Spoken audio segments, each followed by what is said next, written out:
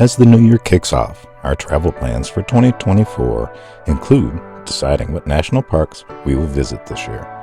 As those plans begin to take shape, I realized that we had an incredible 2023. We visited 18 of the top-tier national parks, dozens of national monuments, historic sites, national battlefields, and seashores. The list of parks we traveled to that were designated as the national park top tier includes some of our greatest national treasures. And from these, I have extracted a subset of those that we feel are the best overall. Within this video, as well as a subsequent one, we will provide a snapshot of 11 incredible parks. I divided the presentation into two videos, shown in the order that we visited them. The logic being that if someone wanted to follow our footsteps, this order also places the parks in closer proximity. So relax and enjoy the first 6 of our best of parks visited in 2023. If you like this video, please hit thumbs up, and we'd appreciate it if you'd subscribe to our channel. Also, select to be notified of our new videos as we release them. Our first stop is the fabulous Grand Canyon. We strongly recommend buying the access pass in advance of hang out the window. All the best parks have long wait times at the entrance gates, and purchasing your pass in advance ensures 1, you can access the park, as well as 2, expediting the wait time to enter the park. If you are going to visit several parks for the next year, then consider purchasing the National Park Pass, as you'll likely save some money. Thank you. Would you like a map today? Please. Go. Thank you. No problem. Have a good one. You too. Thank you. Have a We very nice day. have purchased our camping access well in advance. The campgrounds at national parks fall into 2 broad categories, with first come first serve, or those that allow you to reserve a spot. Those parks that offer advance reservations are typically booked up many months in advance. So if you wish to camp within a national park, book well, and I mean well in advance, perhaps 12 months. Note that the National Park Pass does offer 50% discounts to reservation costs for those parks where the campsites are managed by the National Park Service. However, management of many national park campsites are now outsourced, and the outsourcing companies do not offer this discount. This is true of camping at the Grand Canyon, where we do not get a discounted rate as management is outsourced.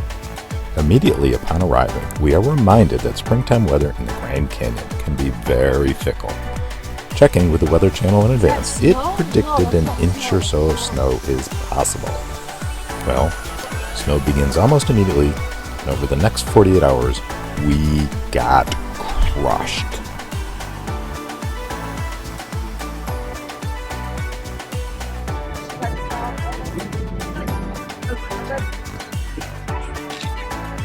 For 2 seconds. 1, 2, I gotta go. Get your picture, guys. Get your picture. I gotta keep rolling here. We intentionally travel to the Grand Canyon in spring, as temperatures naturally increase the farther you travel down into the canyon, typically at 5.5 degrees every 1,000 feet descended. In summer, the temperatures at the Colorado River typically exceed 100 degrees, while now they are around 60 degrees at the Phantom Range. Our aim was to leverage the cooler temperatures and hike far into the canyon, while temperatures offer a cooler and safer experience. Unfortunately, the heavy snows are covering the trails and limiting our activities this time to viewing the inner canyon from the few observation points along the south rim that are open at this time of year.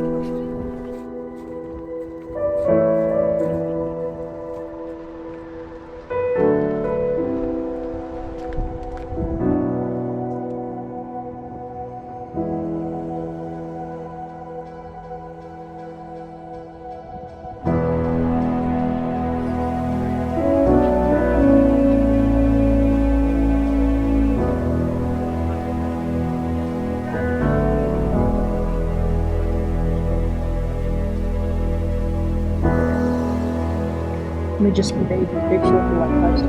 You did. Yeah, you're welcome. Okay, that's enough footage, but you just can't see how far down it is. No, you can't.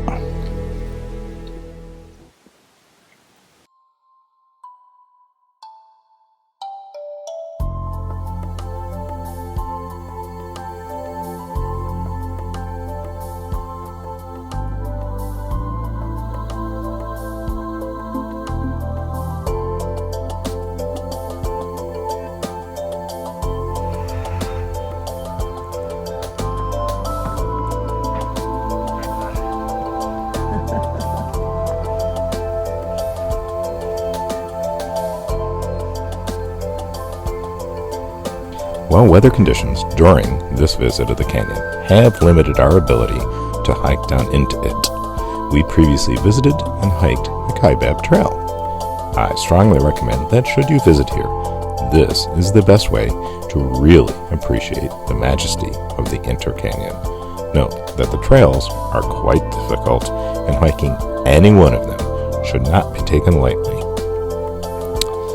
While we have visited many of our national parks, and each offers some degree of exceptional experience, a few of the parks emote deep, almost spiritual feelings. Looking across the great expanse of the Grand Canyon often creates this kind of unforgettable emotional response from the people who visit here. It is the same for us.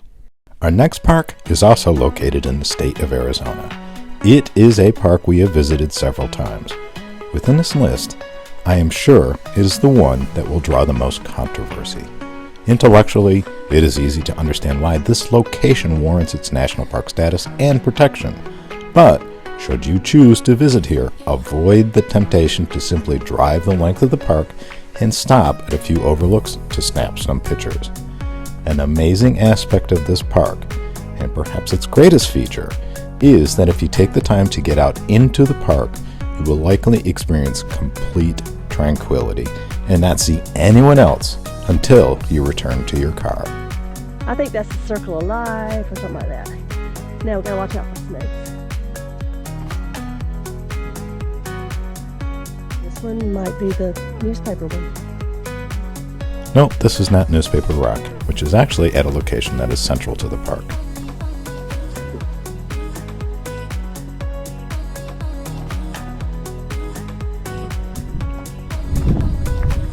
Here's one. Look at the footprint. That's amazing. Look at the footprint.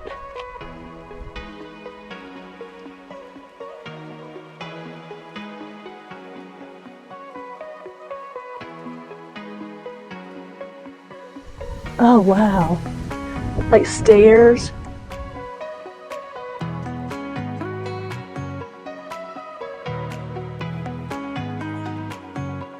It is interesting how we frequently come across a few rocks that are extensively covered in petroglyphs. These instances of early social media posts offer insights into what was important to the inhabitants living there. Within the drawings on this particular rock, we find one that we've not seen before, and we find it very interesting. It appears to be someone playing a flute-like instrument.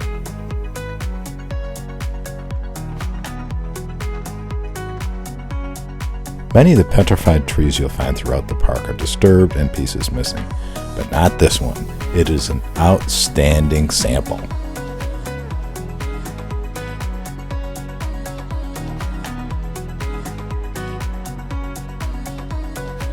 While the aesthetic beauty of Petrified Forest is undeniable, being totally frank, this park may not be for everyone. The park is set up to be a get in and get out affair. Camping of any kind is not allowed within its boundary, and the only hotel, the Painted Desert Inn, long ago stopped hosting guests. The point is, this park closes at night and you must leave. The National Park website even suggests taking an hour to drive through the park, but don't do that. Please avoid the temptation to drive the length of the park, stopping only to capture a few pictures.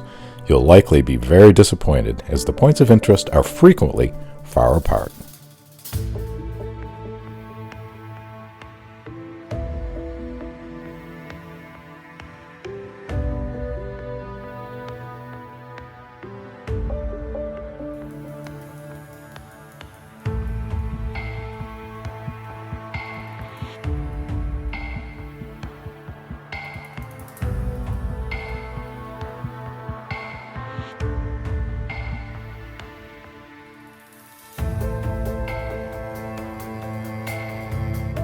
The museum at the southern end of the park is packed with interesting details of both the park and of the transformation of the planet due to movement of the tectonic plates and its associated changes upon our climate. For example, this location was once closely located to what is now Costa Rica. If you are a hiker, make time to take a couple of short treks within the park. If you are not into hiking, the areas of the Blue Mesa and Agate House are excellent easy walks, and they provide outstanding examples of why the location warrants its status. To the northern end of the park, the Painted Desert Inn is a must-visit spot, and the Badlands found behind the hotel are some of the best within the park. There is also a trail behind the hotel which can be taken to get down to the floor of the Badlands.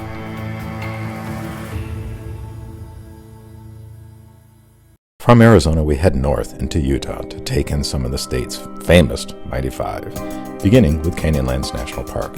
It is the largest of Utah's top-tier parks at 337,000 acres. The landmass is naturally divided by rivers into 3 land divisions. Of these, we have visited 2. The first, which you are seeing now, is the Needles. Entry to the Needles district is made from the southeast. The nearest town, Monticello, is a 1-hour drive away. If making this drive, take your time. Cattle along the road is free-range grazing, and they are hit too often by speeding cars.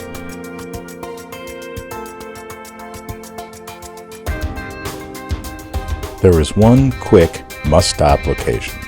12 miles after turning onto Route 211 is another famous petroglyph rock. Ironically, it is also known as Newspaper Rock. After leaving here, you have another 30 miles of incredibly beautiful landscape to pass through before reaching the Canyonlands entrance station.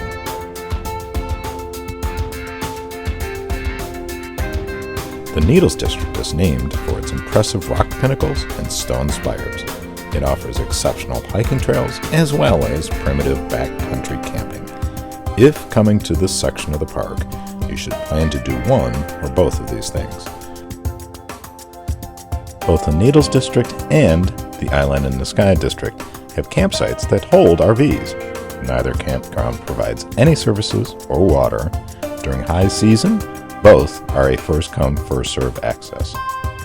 Absolutely gorgeous.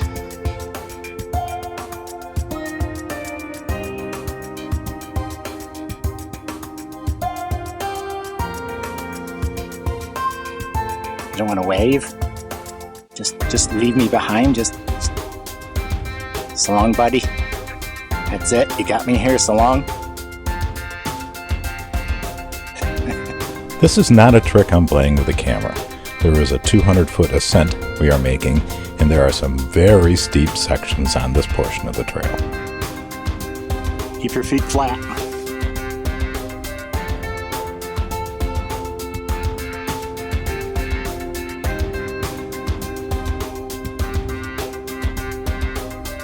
The second district, and the most frequently visited, is the Island in the Sky, which is accessed from the northeast. The entry to it places it close to Arches National Park, which is why this region is the most visited. The final district is the Maze, located in the southwest region of the park, the least developed of the 3 districts. The only motorized way to access the Maze is via off-road trails that require a high-clearance 4-wheel drive vehicle. Cutting to the chase, the remaining parks in this video are all from Utah, with the next on the list being the granddaddy of them all, that being Zion National Park. While it is not the largest physically of Utah's parks, it is the best known and most visited, and this is for good reason. It contains some amazing rock formations, of which the most noticeable are graced with names such as Angel's Landing and the Great White Throne. Zion is a canyon carved out by the waters, passing through it and falling into it. The rapid erosion has created sheer rock cliffs that seem to reach almost to the sky at times. From these outcrops are breathtaking views. In addition, the park is replete with great hikes and stunning waterfalls. This abundance of natural beauty is also what generates the huge crowds that come to visit, which in turn does make it somewhat harder to truly appreciate the splendor of the park. Even with the aforementioned people problem, Zion is generally regarded as one of our top 5 national parks.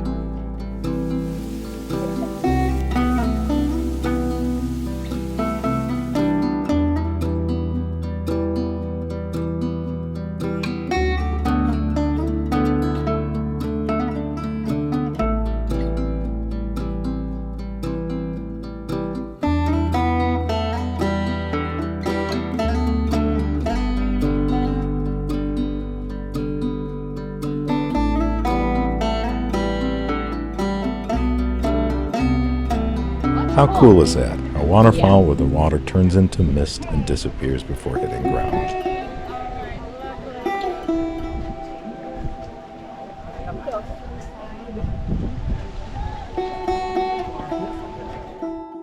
Kolob is a star or planet described in the Book of Abraham. It is also the name of the newest block of Zion National Park. Often overlooked, this section of the park offers several wonderful hikes, and because it is somewhat ignored, one can achieve a bit of tranquility and peace that is hard to find in the main canyon of Zion.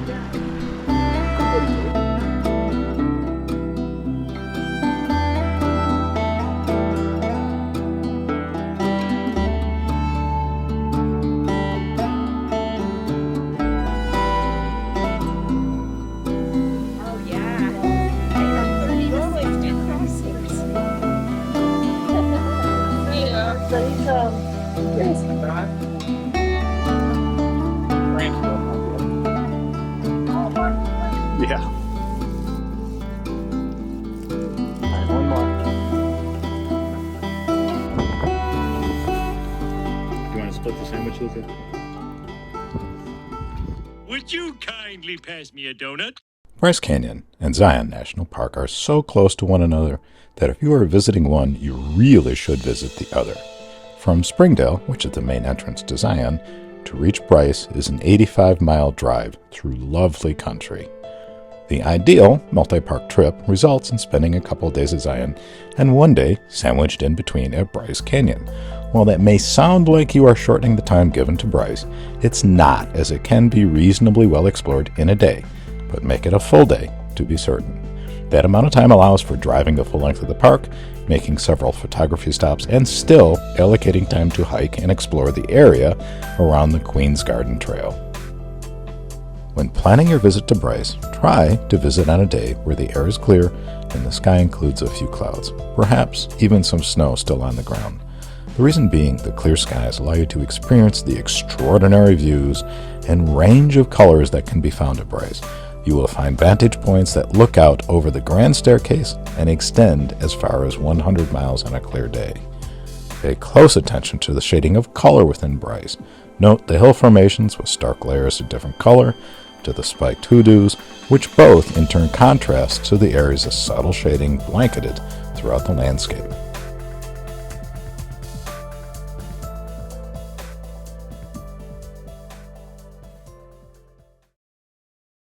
Our final stop within this video takes us to South Central Utah and Capitol Reef. It is Patty's opinion that Capitol Reef is the prettiest park in Utah, and that says a lot, as each of the parks we have visited have been amazing and surprisingly unique. The fold in the earth, which this park commemorates, makes for beautiful photography. The sunrise and sunsets are otherworldly, and each night people gather atop various hills and observe the kaleidoscope of colors cast between the clouds and the land formations by the last rays of that day's sun.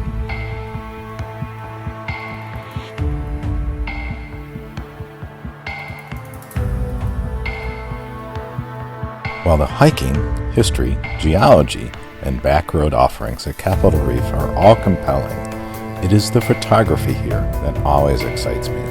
The terrain and colors make for unforgettable sights and views. When we travel here, I'm up and out at sunrise and still going at sunset. We have traveled to this park on several occasions, and we love it more each time.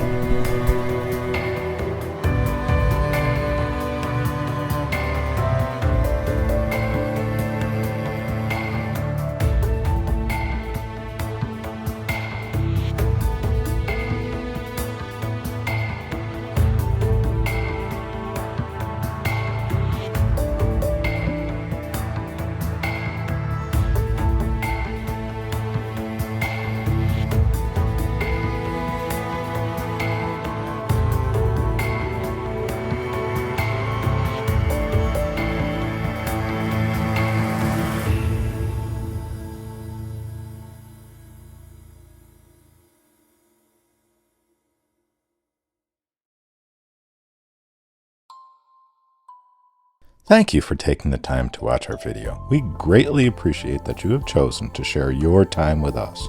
If you like this video, please hit like and share it with others who may also enjoy seeing it.